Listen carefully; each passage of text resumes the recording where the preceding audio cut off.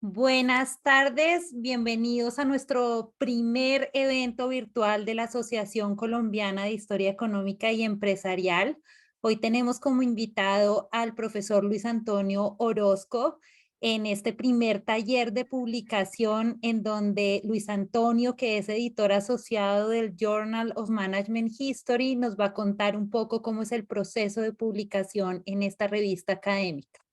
Luis Antonio es administrador de empresas de la Universidad Javeriana y doctor en administración de la Universidad de los Andes. Es profesor titular y miembro del Consejo Directivo de la Facultad de Administración de Empresas de la Universidad Externado de Colombia, además de varias publicaciones sobre ciencia, tecnología e innovación. Es miembro de nuestra asociación. Bienvenido, Luis Antonio. A todas las personas que nos están acompañando, les agradecemos muchísimo la acogida que ha tenido este primer taller.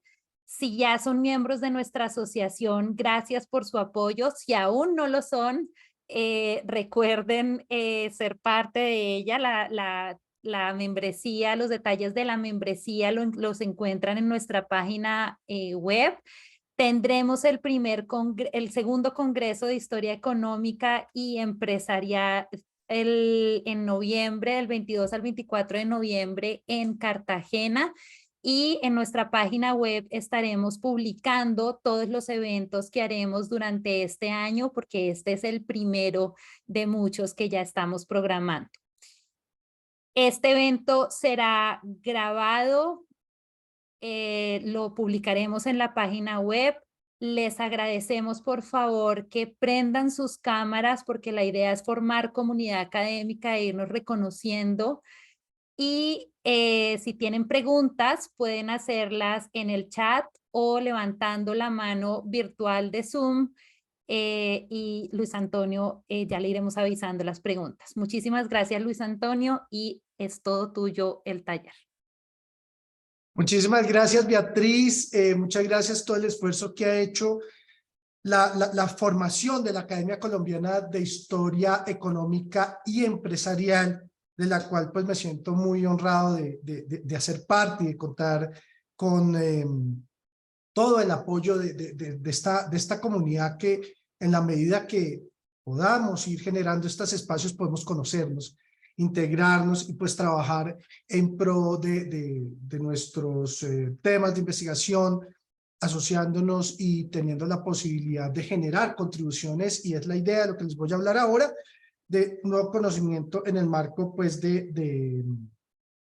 como dice mi maestro Carlos Dávila, exponer más allá de la vereda, tener la posibilidad de ser globales y de llegar a un diálogo abierto internacional con nuestros temas y con nuestras particularidades. Maestro Carlos Dávila, un cordial saludo, como siempre pues un honor contar con tu presencia y con todo lo que has inspirado, todo el apoyo. Esto es producto de muchos años de esfuerzo de crear esta comunidad, de quienes nos hemos formado contigo. Muchas gracias. Entonces voy a compartir la pantalla. A ver cómo funciona. Creo que ya funciona, ¿verdad? Bien, ¿se ve bien? ¿Me confirmas, Beatriz? ¿Todo perfecto? Todo perfecto. Bueno, muchas gracias. Yo voy a tratar de ser breve en la presentación para dar espacio a que dialoguemos en torno a la presentación de la revista, el Journal of Management History, que produce la editorial Emerald de Reino Unido, de la cual soy parte del el board, el comité editorial, como editor asociado desde el año pasado, y he tenido la posibilidad de integrar en un proceso de transformación y de apertura de una revista que nace en el año de 1995, impulsada en Australia, a una visión pues mucho más global, y en esa medida tener, como lo verán ahora en el cuerpo editorial, pues una presencia en los distintos continentes, de forma que quienes la representamos en cada uno de ellos podamos estimular y digamos que poner en conocimiento primero y segundo el apoyo para que a través de este medio de comunicación científica, pues las comunidades en el marco de ciencias económicas, administrativas y contables, particularmente, bueno, no necesariamente circunscrito solo a ellas, puedan compartir sus avances. Entonces, sobre el Journal of Management History, pero fundamentalmente el desarrollo de esta revista que inicia en el año de 1995 y tiene un primer corte hacia el año 2006, ha estado enfocada en brindarle a la comunidad que está pensando los clásicos de la administración un espacio para poder ir más allá de los textos clásicos de la historia, del pensamiento administrativo, y tener la posibilidad de abrir un espacio a esa comunidad que quiere generar contribuciones nuevas al campo que nos permitan entender pues la administración en general, ¿no? El Management Business Administration, desde diferentes corrientes y enfoques desde la historia en una visión evolutiva. Entonces, sobre la revista, pues muy rápidamente la clasificación que se hace por parte de Simago en el sistema de indexación y resumen de Scopus, pues nos ha dejado unas cifras muy positivas de una aceptación por parte de la comunidad y un trabajo que se le debe a su editor anterior, el profesor Bradley Bowden, pues que dejan bien enrutada a la revista y posicionada en el marco de las métricas y el crecimiento pues del número de documentos y de citaciones. Pues eso la ha llevado, digamos, en el marco del campo de History a ser una revista del primer cuartil, con, digamos, los elementos básicos de la visión de las métricas que nos dicen a nosotros fundamentalmente pues que un documento publicado en esta revista pues tiene la probabilidad futuro de ser citado pues al menos 2 veces, lo que vemos aquí. En la producción a través de los años, fundamentalmente el desarrollo de los indicadores pues nos muestra que viene la revista pues en un proceso de reacomodarse en términos del número de documentos que se están recibiendo. Estamos haciendo en este momento con el editor en jefe, el profesor Jeff Muldon de la Universidad de Empire State University, un análisis pues mucho más profundo. Yo simplemente les voy a mostrar un panorama muy general sobre lo que ha pasado en el marco del journal y las temáticas, donde se viene buscando incrementar el número de documentos que se someten, teniendo ya una visión mucho más global, como les digo, la participación en los 5 continentes. Fundamentalmente lo que tenemos ahora y el consenso que llegamos en el board en diciembre es que el Journal of Management History pues está enfocado a publicar investigación rigurosa y de alta calidad con diversas metodologías y enfoques teóricos para poder compartir los avances en historia del pensamiento administrativo, en temas de investigación y práctica, y de esta manera pues tenemos una amplitud sobre los textos empíricos basados en evidencia histórica y con una base teórica, y en esto pues voy a hacer mucho énfasis más adelante, ¿no? Esa contribución clara a la teoría, a las explicaciones, ¿no? Y en ese sentido, pues cómo nosotros a través de los artículos que recibimos y que estamos pues en los procesos editoriales llevando a feliz término las ediciones, pues nos tienen que llevar a extender, desarrollar y extender esencialmente el conocimiento teórico sobre el campo, ¿no? En ese sentido, nosotros tenemos pues una amplia gama de temas. Aquí pues está la lista, todo esto está en la página web que ustedes pueden consultar.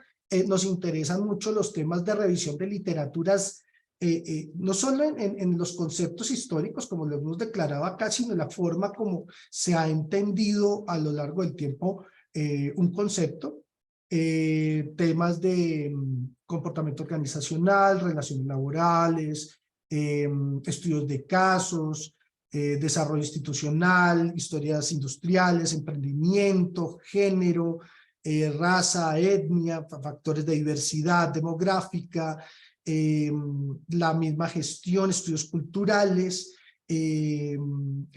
la gerencia y la gestión organizacional en el marco de las comunidades, el desarrollo y los cambios en las ideas gerenciales, los marcos teóricos y prácticos de la administración y el impacto que tiene los cambios y dinámicas, transformaciones en la administración y gerencia de las organizaciones. En el marco de los temas de investigación que tenemos hoy en lo que se ha analizado en el marco que estamos haciendo con Jeff Muldoon, como les indico, esto es un, ¿cómo se llama? Un avance de una investigación que estamos haciendo sobre nuestro journal.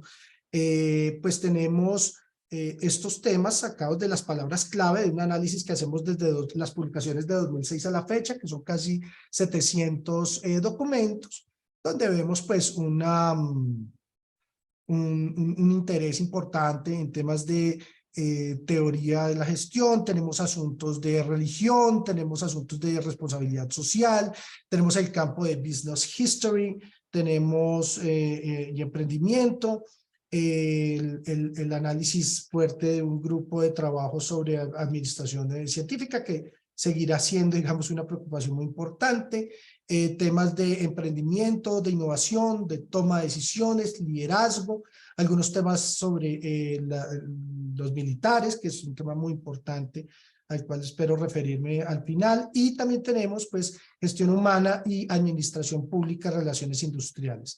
Hay otro tema también importante en el marco de los estudios que se han hecho sobre la profesionalización, la formación, las escuelas de administración de negocios, los business schools, muy atado al business history. Aquí, digamos, tenemos un mapa muy general de las temáticas más trabajadas en este lapso. Pues ahí tenemos pues diferentes aproximaciones que relacionan los autores con los temas. Entonces, tenemos trabajos en el marco de la gerencia estratégica. Hay unos, por ejemplo, temas emergentes muy importantes como los trabajos sobre la religión, ¿no es cierto? La ética protestante, que son estos, ¿no es cierto? La ética en los negocios. Peter Drucker es un autor muy citado, ya lo veremos más adelante. Jay Marsh, Herbert Simon y toda la escuela de Carnegie Mellon también ha tenido un impacto muy importante en el desarrollo cognitivo del journal. Tenemos toda la parte de risk, brand, como uno de los temas también emergentes que se vienen desarrollando en el journal, todo lo que tiene alrededor el entendimiento del manager, al scientific manager, tenemos a Douglas McGregor, Trey Taylor, digamos que como temas que han sido muy abordados y en general pues como lo tenemos el Management and Organizational Studies, ¿no? En general tenemos Alfred Chandler y todo pues el trabajo alrededor de estos trabajos, y aquí tenemos un análisis de cositaciones en los autores más importantes a través de la historia de nuestro journal, donde podemos encontrar pues un grupo que está muy centrado desde el análisis de autores como Peter Drucker, tenemos a Jeffrey Pfeffer, a Friedman, Milton Friedman, el economista, Paul DiMaggio y Oliver Williamson, que son, digamos, esas corrientes institucionalistas, ¿no es cierto? Walter Bowie Powell, tenemos aquí arriba pues un grupo con Jay March, Michael Polanyi, bueno, todo este grupo que trabajó también temas de gestión de conocimiento, Henry Mintzberg en la mitad.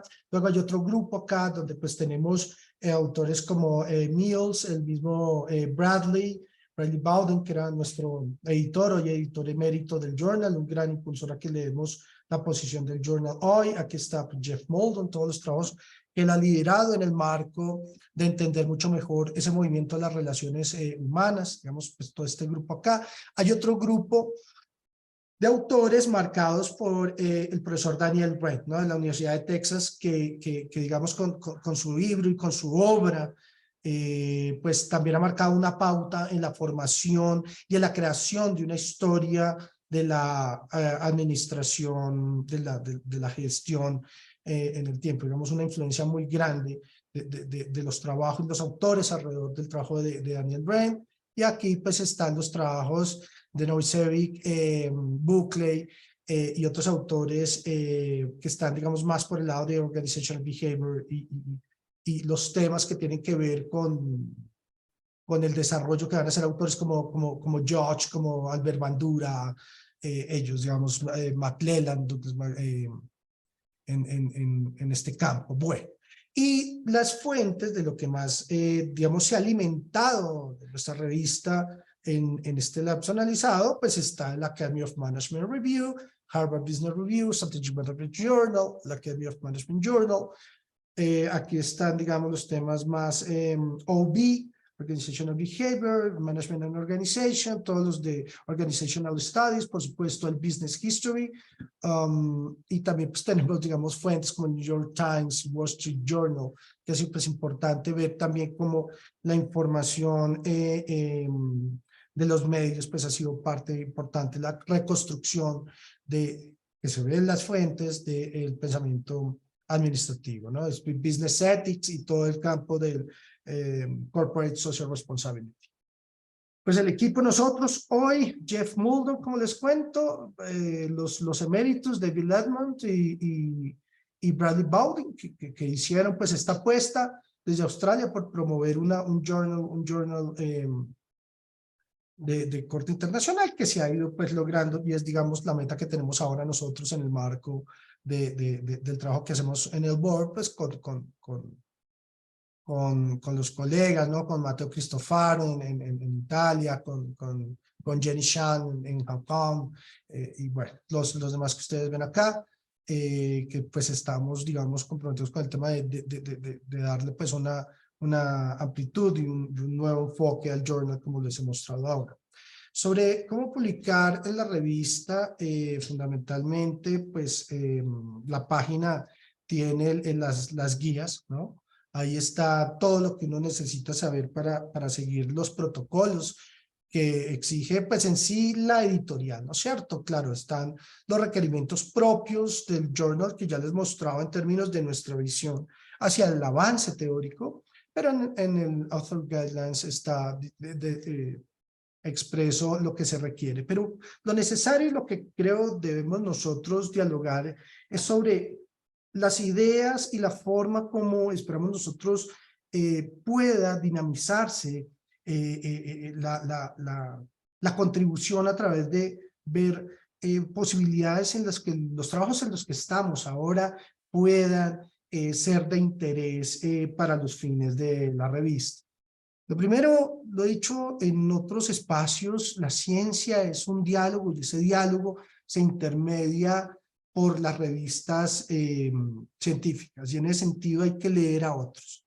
Hay que leerlos y de alguna manera entrar en esa dinámica de ese diálogo con las cosas que estamos observando, con los fenómenos que nosotros vemos y en ese sentido ir siempre en esa contrastación de nuestras ideas con los artículos. Entonces yo siempre le digo a mis estudiantes de doctorado, uno debe tener la disciplina de leer un artículo al día. Si uno está en una investigación o no lo está, siempre es bueno ir adquiriendo esa costumbre de tener siempre en el panorama un artículo para al menos darle una visión y mantener fresca esa conversación en el campo del diálogo que se da en la institucionalidad de la ciencia a través de las revistas. Y sobre esto hacer nuestras revisiones de literatura, entonces utilizar sistemas de indexación y resumen como el Web of Science o Scopus, tener cuidado con el tema, no me voy a referir a eso, ahí ustedes lo podrán consultar sobre mi nombre, las diferentes discusiones y espacios en los que hemos tratado el tema de las editoriales y revistas depredadoras. Yo lo que le enseño a mis estudiantes es tengamos cuidado, al menos excluyamos entidades como MDPI, MDPI, Frontiers Hindawi, puede que la lista sea muy, muy larga, pero nosotros pues en el marco del estudio de las editoriales y revistas depredadoras, lamentablemente vemos cómo pues ellas han llegado a incorporar revistas en estos sistemas de indexación. Y resumen, yo lo que le pido a mis estudiantes, y lo hago públicamente, es tengamos cuidado, tratemos, evitemos esas fuentes. Leer siempre nos lleva a un aprendizaje que no está declarado y es aprender la estructura de un artículo científico, ¿no? La forma como nosotros vamos generando esa capacidad de entender que es un marco conceptual, que no es lo mismo que un marco teórico, que no es lo mismo que una revisión de literatura. Y yo eso a mis estudiantes de doctorado siempre les hago mucho énfasis en que no confundamos cuando estamos buscando las definiciones sobre un concepto particular que es de nuestro interés y que vemos que los diferentes autores dan cada uno su propuesta sobre ese concepto. A eso le llamaremos marco conceptual y al final usted diga, bueno, frente a eso usted qué propone, frente a ese concepto que los diferentes autores tratan de muchas maneras, usted qué propone. Lo otro, el marco teórico, usted me tiene que explicar algo. Dígame por qué ocurre un fenómeno y fundamentalmente relacióneme al menos dos conceptos. Entonces ahí viene ya una diferencia importante y es que en esa relación de conceptos de A con B, pues debo tener una serie de proposiciones, ¿no es cierto?, que es lo que hace rica la teoría para poder hacer esa prognosis, ¿no? esa predicción a futuro. Y la revisión de literatura siempre insistimos. Deme sobre lo que usted está trabajando ya evidencias concretas de estudios que han mirado el mismo problema que usted y que han encontrado. Entonces, fíjense que son cosas diferentes. En la revisión de literatura se me interesa, mire, el estudio de estos autores en este lugar, en este periodo, ¿no es cierto? En estas condiciones, dio que A con B da C. Entonces, eso me contextualiza a mí la forma en la que tengo evidencia para hacer una serie de proposiciones. ¿Listo? Eso es muy importante para distinguir, pues, a la hora de organizar un artículo. Aprender la forma como están escritas las oraciones, no utilizar, esto no es literatura de ciencia ficción, les digo yo también a mis estudiantes de doctorado, si esta es literatura científica, entonces no la confundamos y no utilicemos palabras y florituras, sino son todo muy, muy concreto. Y siempre estar pendiente de las explicaciones. La forma como se argumenta una explicación, aprender esa estructura es muy importante. ¿Qué tipos de contribuciones nosotros en general esperamos? Y es lo que, digamos, en el trabajo de lo que estoy haciendo ahora como editor asociado del Journal, tenemos. Primero, desarrollo de nuevos conceptos. El desarrollo de nuevos conceptos nos permite a nosotros avanzar hacia la construcción o enriquecimiento de teorías. Entonces, en ese sentido, a mí siempre me ha gustado tener como ejemplo y punto de referencia el trabajo desarrollado por Denis Rousseau con el concepto de contrato psicológico. Entonces, algo que no vemos, no podemos coger, pero cuando ella nos da todos los elementos constitutivos, uno se mira en el trabajo de uno se mira al ombligo y dice, sí existe, mire, yo lo tengo porque las condiciones A, B, C y D se dan en mi relación hoy, en el día a día, y puedo dar cuenta de ese fenómeno. Entonces, ese relevar conceptos, que era algo que también hacía Mary Parker Follett, en un texto muy lindo que nos enseñaba Carlos Dávila cuando estábamos iniciándonos en el doctorado, en su curso de fundamentos de administración, de pensamiento administrativo, pues central ese proponer cosas que no están y empezar a darles nombre, como hacía Mary Parker Follett en sus conferencias de la década de los 20, que ella decía, aquí hay algo, un fenómeno que está pasando, tocará ponerle un nombre, pero dar, digamos, los elementos para dar cuenta de la existencia de algo que no es observable, pero que todos podemos sentir y llegar a un acuerdo, porque esto es lo importante en esto, un acuerdo de una comunidad de que sí existe un fenómeno, ¿no? El desarrollo conceptual. Y tener cuidado de no embotellar pues el vino viejo, o sea, los conceptos que ya están en botellas nuevas, ¿no? En ese sentido, siempre la revisión histórica, y por eso para nosotros es muy importante desde el Journal of Management History tener una revisión muy juiciosa, histórica, de las propuestas conceptuales. La segunda tiene que ver con las contribuciones metodológicas. A mí me gusta mucho también tener como ejemplo lo que hizo Harrison White en la Universidad de Harvard en la década de los 80, y es la forma como para entender un fenómeno es necesario desarrollar nuevos métodos, y esa expansión metodológica es muy importante para la ciencia. Eso de alguna manera, si vamos al caso de Isaac Newton, pues Newton, para poder hacer los cálculos del movimiento de los cuerpos celestes, la matemática que existía en ese momento no era suficiente. Por lo tanto, necesitaba una forma metodológica con la matemática nueva para poder dar cuenta de la dinámica de un movimiento con el tiempo. Y en ese sentido, Harrison White, por ejemplo, en el marco de las redes sociales, pues hace toda una propuesta metodológica que conocemos como el block model, que constituye, digamos, un aporte en sí mismo metodológico que expande las posibilidades de investigación, y esto es sumamente valioso en el marco de las contribuciones que esperamos en el Journal of Management History. Pero quizá, digamos, el core está en la teoría, en las nuevas explicaciones. La teoría, el theorem, desde la acepción griega, es mirar algo, contemplar algo, ¿no? Considerar algo. Y esa teoría se hace sobre un fenómeno, ese fenómeno que es algo que es oculto, que no podemos ver y tener la evidencia a simple vista. Entonces, el teorizar es esa observación cuidadosa y detallada de eso que está oculto, ese fenómeno que nosotros podemos, con el trabajo investigativo, poder dar cuenta de y compartirlo como pieza de nuevo conocimiento. Pero en la esencia de la teoría está la explicación sobre relaciones.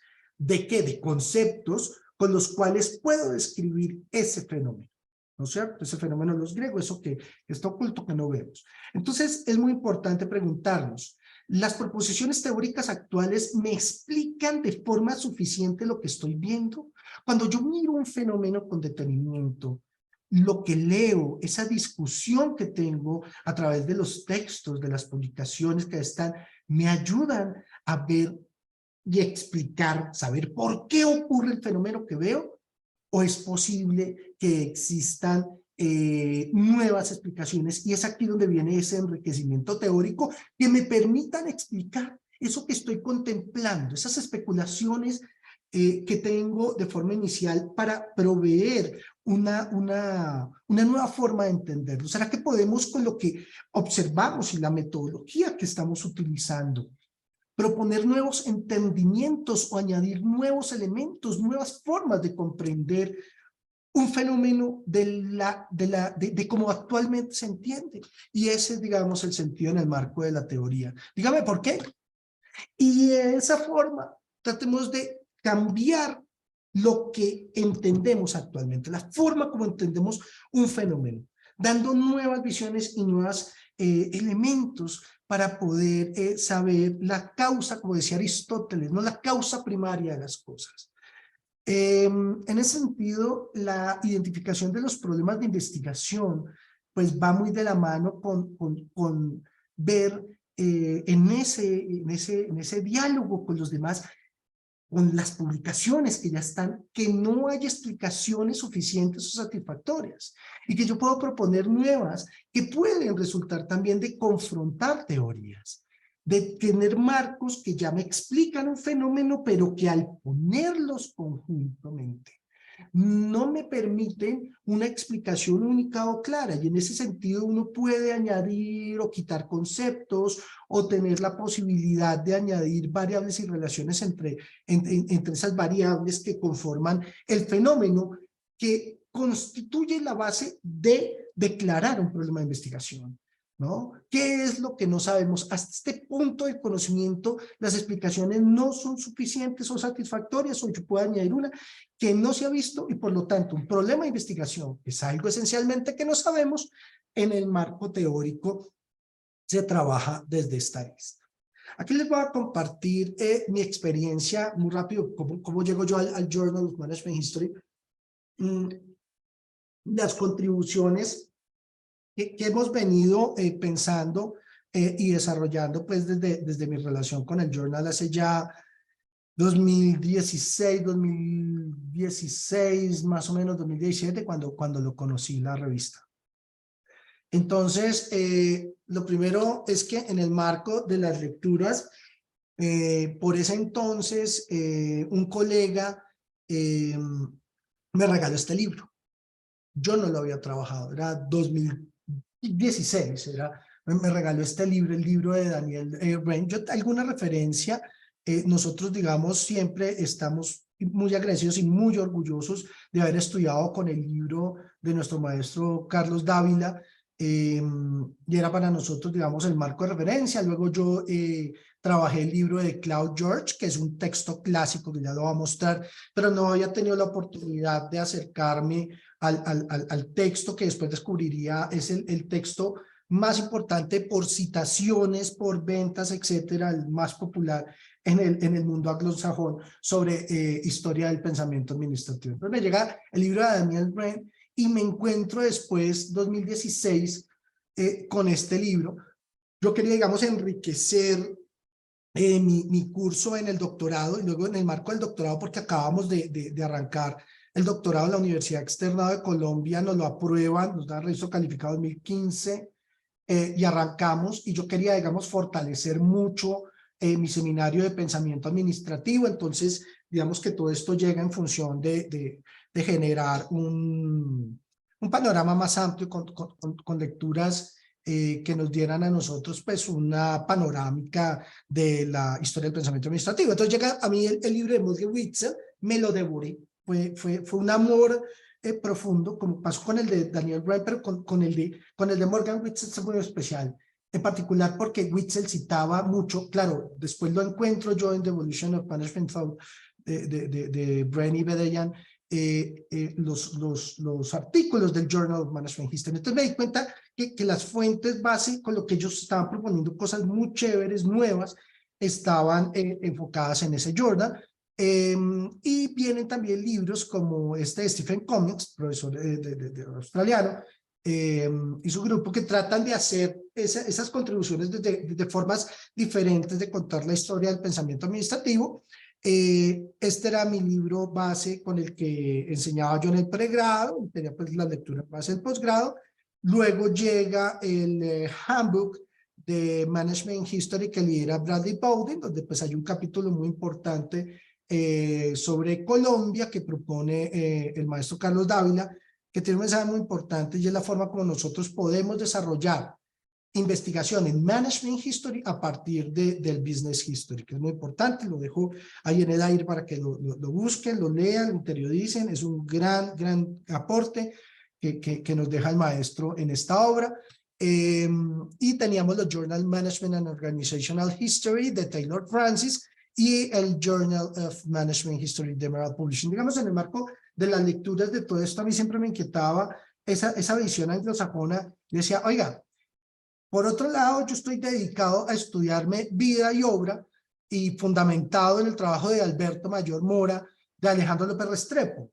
Entonces, Alejandro López, nosotros lo hemos discutido en el marco del doctorado como una persona que había hecho una contribución intelectual, pero hasta qué punto esa contribución intelectual salía de la vereda, salía, digamos, de esa visión muy local, ¿no? De entender que existió un aporte o una contribución que valía la pena ponerse en contrastación con las grandes propuestas que salían en los libros y en los journals que les acabo de mostrar. Entonces, yo me dedico, y fue una pasión de la cual no he podido salir, a entender la figura de Alejandro López y a dar, buscando en sus aportes una idea de la influencia que pudo tener este pensador si hubiese publicado en inglés y si hubiese estado, digamos, en el panteón. Si bien sabemos que Alejandro López pues compartió con John Maynard Keynes, tomaban té pues cuando él hacía las tareas como embajador delegado de Pedronel Ospina, que entre otras fue quien lo promueve a él en la Escuela de Minas.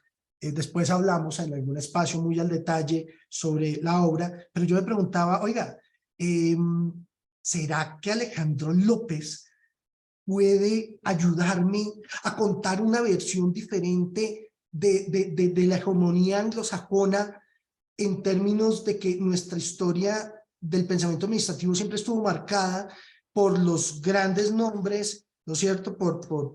Aquí los tengo, ¿no es cierto? Por estos grandes nombres, por Chester Barnard, por Fayol Taylor, por Mer Parker Follett, o por Douglas MacGregor, y tal. Entonces, ¿será que es posible que la contribución de Alejandro López pueda estar no solo a ese nivel, sino hacer propuestas originales en su momento? Y yo me encuentro que en el libro del trabajo existe en la forma como él lo entiende, una visión que es muy diferente a las que se habían puesto encima de la mesa, que se parece mucho a la de Douglas MacGregor, pero Douglas MacGregor, el libro del trabajo es de 1928, publicó su libro en 1960 en el MIT, muy encumbrado, siendo consultor en ese momento de grandes compañías, incluida la General Motors, pero en ese momento, de alguna manera, entender las cosas como las propone MacGregor, pues era mucho más fácil después de lo que había pasado, en particular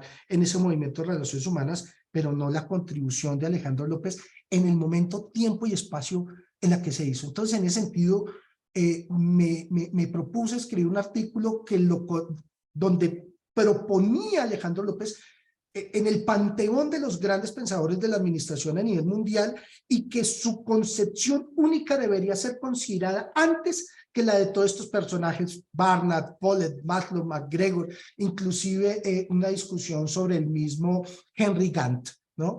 En términos de la originalidad de la visión que él tiene del trabajo y la forma de manejar el trabajo. Lo someto, aquí tengo, digamos, parte pues de las revisiones, aquí ustedes lo ven, de entrada, reject, o sea, no, adiós. ¿Por qué? Entonces hay una serie de elementos que me llevaron a unas mejoras sustanciales, de las cuales estoy muy agradecido, porque el ánimo y el espíritu que tenemos los evaluadores, y por supuesto el Journal of Management History, es contribuirle a los autores a que mejoren sus trabajos, decirle dónde falta y que puede contribuir a que su trabajo sea mucho mejor. Entonces, entre otras, me decía, oiga, y usted miró las contribuciones de Carlos Dávila, lo vemos acá, sobre tal tema, sobre la difusión del Taylor. Yo decía, oiga, y yo no hice un contexto sobre mi maestro, me da culpa. Interesante que un reviewer le haga a uno estas claridades, fue muy valioso, ¿no?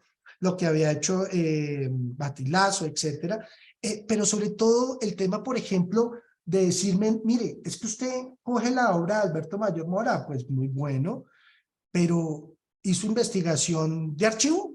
Usted tiene formas de reinterpretar la literatura diferente.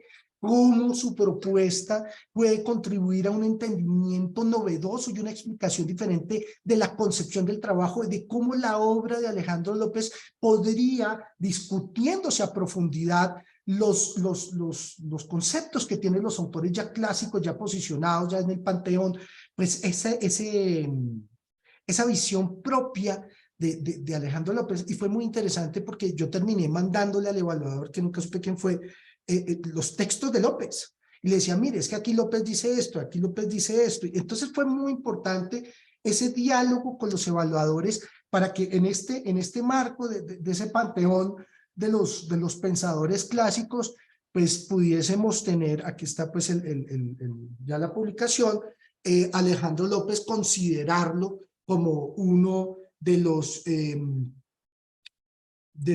pensadores, ¿no es cierto?, clásicos de la administración, y en ese sentido, de alguna manera, extender la forma como entendíamos las concepciones, particularmente del manejo del trabajo. Y tener más esta foto, ¿no? Que tenemos pues a Alejandro López, ya incrustado, pero uno dice, bueno, ahí está el artículo y bueno, ojalá algún día alguien lo lea, aparte de los revisores del editor del journal, ¿no?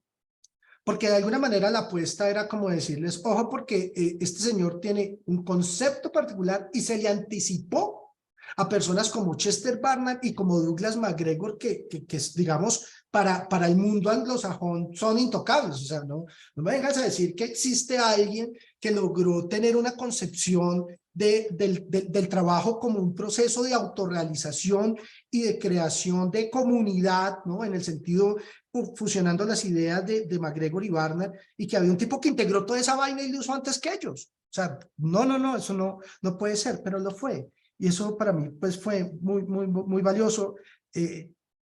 Yo algún día, esto no lo sabía, yo simplemente me compré la octava edición del libro de Daniel Rand para continuar con mi curso, particularmente en el doctorado. Quería tener la última versión y pues la sorpresa mayúscula cuando en el prefacio Daniel Rand pues me hace un reconocimiento, como lo pueden ver ustedes acá, de las contribuciones que hice partiendo de las bases de Alberto Mayor Mora, a quien también tuve la oportunidad de rendirle un tributo con un obituario en el Journal hace poco, siempre recordando pues a quien hemos dicho sería el padre de la historia de la administración en Colombia, el gran sociólogo Alberto Mayor Mora. Entonces, de alguna manera, y ver que sí se puede con estas contribuciones ayudar a cambiar esa versión hegemónica anglosajona, pues fue muy importante. Ahora, les voy a comentar un poco sobre la forma en la que el desarrollo de ideas pues nos ha llevado, digamos, a algunos planteamientos que considerados para el journal pues son muy importantes y significativos en términos de las contribuciones. Aquí hay un primer ejemplo en un trabajo que hace la Universidad Externado de Colombia en cabeza de Carlos Alberto Restrepo eh, eh, sobre la Facultad de Administración, el proceso de industrialización en Colombia. Entonces hacen un llamado a varios, entre facultades y a varios autores, a pensar pues el proceso de industrialización, y nosotros estábamos viendo era la situación de la desindustrialización, con Olga Lucián Sola, con quien habíamos trabajado el artículo con Alejandro López, porque ese trabajo de López nos llevó a pensar, bueno, ¿qué fue lo que le pasó a Colombia si en la década de los 50, de acuerdo con Salomón Kamenovich, teníamos la tasa de productividad industrial más alta de toda América Latina? ¿Por qué nos desindustrializamos? Y pues tenemos muchas investigaciones, como esta, por ejemplo, en el Banco de la República, que nos dan pues elementos muy atados a las políticas cepalinas, que la bonanza cafetera, que el capital extranjero, que la tecnificación, que el bajo desarrollo del sistema financiero, que la poca inversión, que la tasa de cambio. Eso, razones tenemos de la desindustrialización muchas, pero cuando nosotros miramos desde el punto de vista de la gerencia, nos encontramos una explicación diferente, pues que ayuda, porque no podemos decir que estas previas son falsas, o lo que sí es que no son suficientes. Entonces nosotros nos pusimos a entender el factor religión vía la influencia de la Iglesia y la relación católica en la gestión administrativa de la industria colombiana. Y nos encontramos un elemento muy interesante, que lo quiero resumir con esta gráfica de la afiliación sindical que sale del libro de Salomón Kalmanovich. Y es que la Iglesia, desde los tiempos del Papa León XIII, de Vincenzo Pesci, cura Vincenzo Pesci, que con la encíclica Rerum Novarum y todo lo que se hace en términos de orientar el proceso industrial desde la Iglesia Católica con ese espaldarazo que da el cardenal Pesci, ya siendo papa, de alguna manera va a revertir una serie de encíclicas después del 40º año, que eran el soporte por el cual la gerencia lograba lo que se ha denominado un dispositivo, el dispositivo del terrorismo católico, donde con el Salmo 139 uno le dice a la gente, oiga, mire, tienes que trabajar y dar lo mejor de ti, porque yo no voy a estar encima tuyo, Dios te está observando. Así que el desarrollo y la productividad industrial, digamos, podría resumir rápidamente sobre esa visión. Pero lo cierto es que el poder de los sindicatos, que lo manejaban prácticamente los jesuitas, decae en la década de los 70. y existe ahí un cambio en términos de la transición del obrerismo hacia la entrada con fuerza de las iglesias presbiterianas, pentecostales, adventistas y bautistas, ¿no? Sobre todo los pentecostales. Y eso nos deja a nosotros un tema muy interesante para poder proponer nuevas explicaciones al proceso de industrialización y desindustrialización colombiana. Y en ese sentido son ese tipo de ideas que a nosotros nos gustaría tener en el marco de las propuestas que nos llegan a nosotros al journal. O sea, formas alternativas de explicación, que es lo que estamos haciendo acá y que venir pues con un trabajo donde ya estamos evaluando desde archivo en los sindicatos esa transición de la pérdida de control que tienen los sindicatos por parte de la Iglesia Católica y cómo las iglesias pentecostales y presbiterianas de alguna manera ganan ese terreno en el marco de las lógicas obreristas.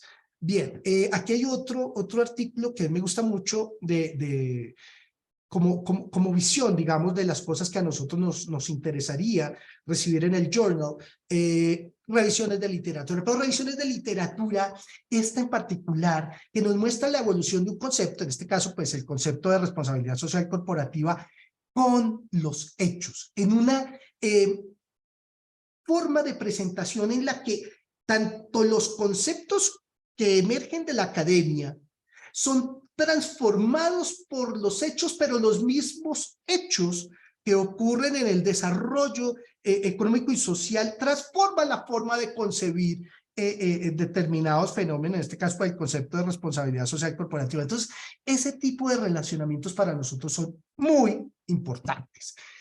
Hechos y conceptos. Y en esas líneas temporales, una investigación histórica que nos muestra a nosotros esos cambios y de dónde venimos y hacia dónde vamos en los desarrollos conceptuales. Eso es muy importante para nosotros.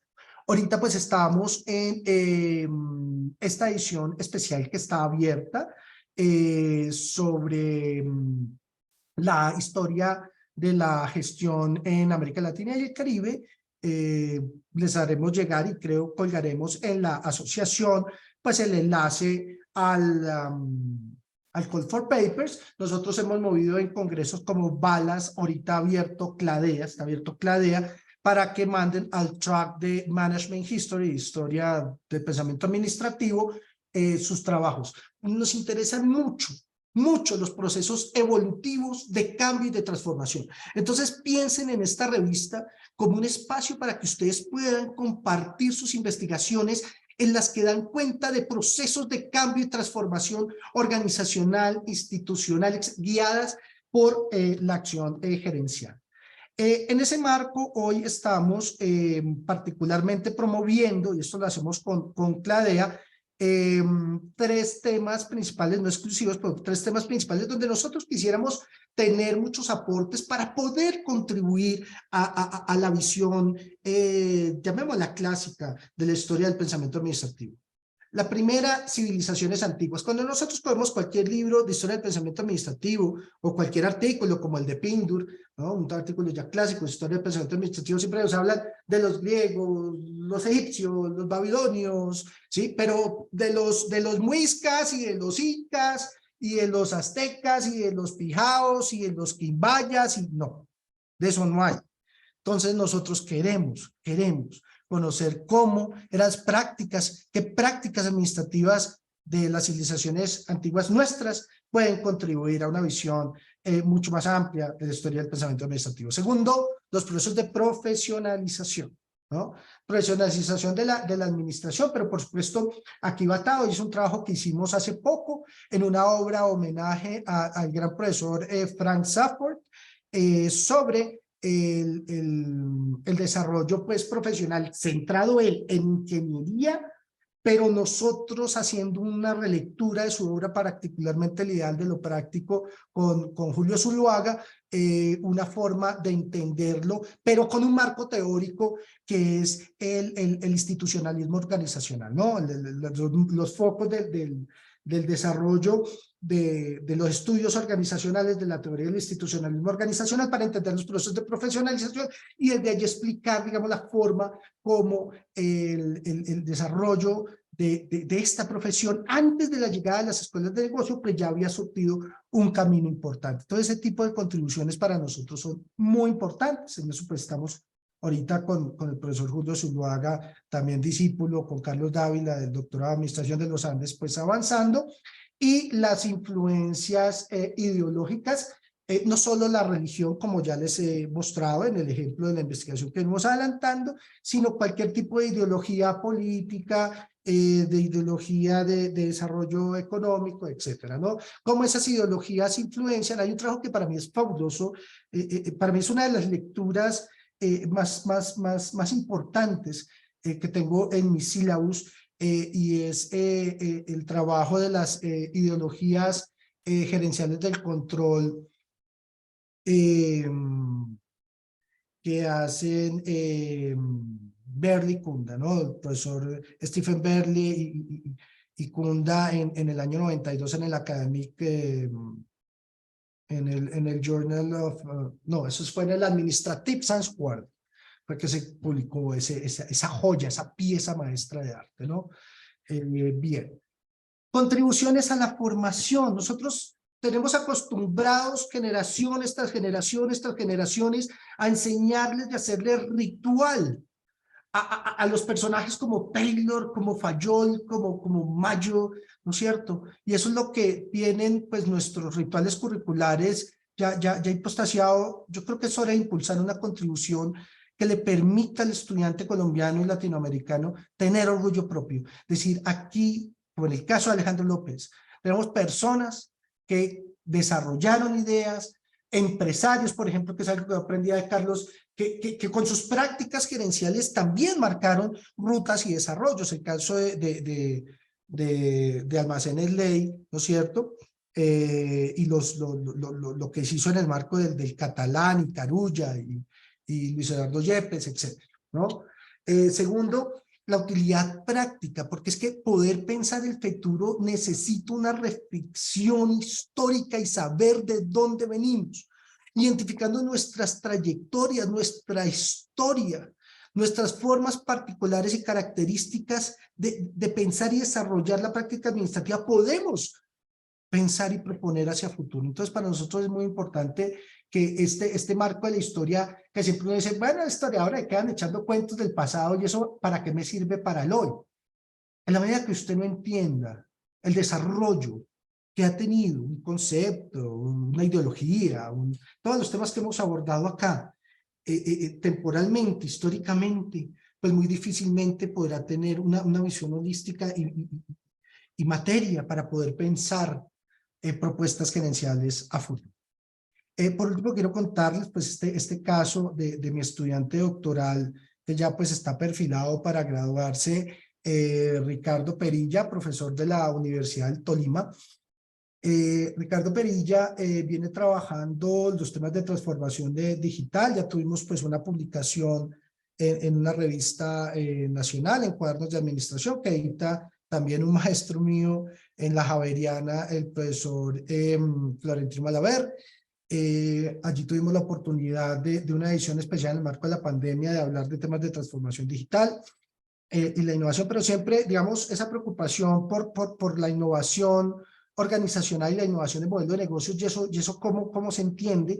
De eso, pues, mi estudiante adelanta un trabajo, nos metemos el hombro, pues, para sacarlo adelante, y aquí, pues, ven ustedes el correo de aceptación. Esto llegó a, no sé, 3, 4 días, esto fue el viernes 12, hoy es 17,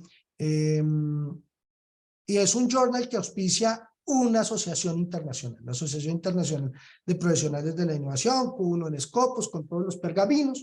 Ahí está pues la aceptación, ya el estatus que ya en esto pues va a salir y seguramente les compartiremos. ¿A qué voy con esto? Ricardo Perilla, que venía con esa idea de entender la innovación organizacional y la innovación de modelo de negocio, que sale pues en un journal de avanzada para una comunidad de profesionales que tiene todos los pergaminos académicos y demás, de alguna manera tiene un trasfondo muy interesante, y es qué podemos aprender nosotros en el marco de esas innovaciones organizacionales, y el desarrollo de nuevos modelos de negocio de nuestras culturas ancestrales. Entonces Ricardo viene haciendo un trabajo muy valioso sobre los pijaos y qué lecciones nos deja la organización ancestral para pensar modelos de negocio e innovación organizacional a futuro. Entonces, fíjese que el trabajo de Ricardo, que ya tiene, digamos, con la gran revisión, con el paper este que nos aceptaron, pues un trasfondo de esa preocupación por aprender de nuestras culturas y de nuestras civilizaciones. En este caso, Ricardo encuentra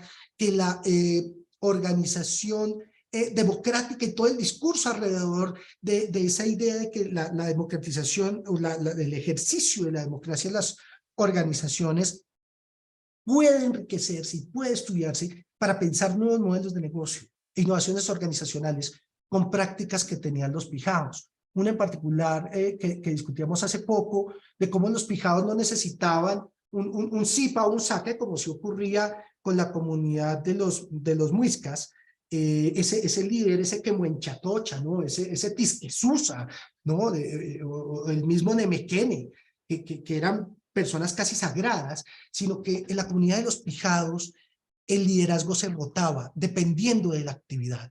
Entonces, dada el reto, se organizaba la comunidad y decidía quién lideraba una situación. Entonces, ¿qué pelea con los quimbayas? Bueno, 5 entonces, minutos. ¿quién va a ser apto para?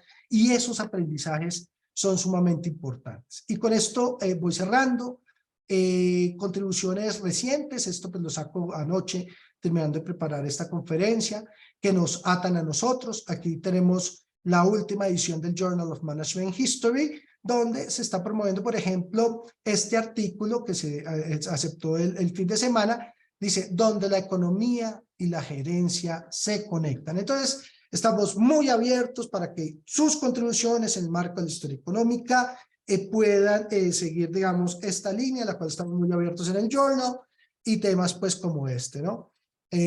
Cómo entender los problemas de discriminación, de violencia sexual en el trabajo, si no hemos mirado en los Management and Organizational Studies con seriedad la historia de dónde vienen los orígenes de las discriminaciones y los estigmas. Entonces, son estudios que hoy revisten, en este caso, una utilidad práctica muy concreta y que han contribuido con nuevos entendimientos y nuevos aportes a visionar nuestro problema. Entonces, muchísimas gracias. Aquí, pues, yo a quien le debo todo esto, la inspiración mía máxima, mis estudiantes, sobre todo mis estudiantes de pregrado, los más pequeños, los de primer semestre, que sienten orgullo nacional con Alejandro López, con quienes dialogamos, por ejemplo, con mis estudiantes de comunidades indígenas, sobre la importancia de ver esa mezcla de las prácticas de quienes escribieron con nuestras comunidades ancestrales,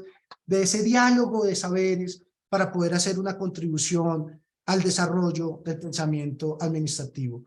Muchísimas gracias por la atención, espero no haberme extendido mucho y quedo pues a su entera disposición. Síganos, ahí está mi correo. Esta es nuestra cuenta del Journal en el Twitter. Estamos muy activos promoviendo pues las últimas investigaciones, como les mostramos, abriendo debates, generando espacios de discusión. Muchísimas gracias. Muchas gracias, Luis Antonio. Abrimos espacio para preguntas. Si alguien tiene alguna pregunta, agradecemos, levanten sus manos o abran el micrófono.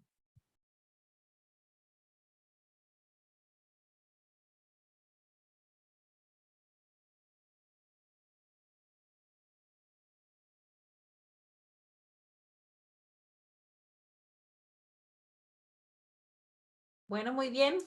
La intención era que los informara sobre el journal. Ya saben todos que Luis Antonio está a su disposición como editor asociado para preguntas relacionadas con enviar sus trabajos o incluso para discutir sus trabajos en sus documentos de trabajo o ideas que tengan. Así que muchísimas gracias por su atención, Luis Antonio. Mil gracias por abrir los eventos de este año de la asociación. Y continuamos. De nuevo los invito en la página, en nuestra página están Estarán siendo publicados los detalles de los eventos y además hay otros detalles sobre el Congreso Colombiano de Historia Económica que se llevará a cabo en Cartagena. Muchísimas gracias por la invitación, Beatriz, y muy orgulloso de hacer parte de la Asociación Colombiana de Historia Económica y Empresarial. Espero estar a su disposición. Ahí tienen pues los datos y siempre tener este espacio en el marco de nuestra asociación. Muchísimas gracias.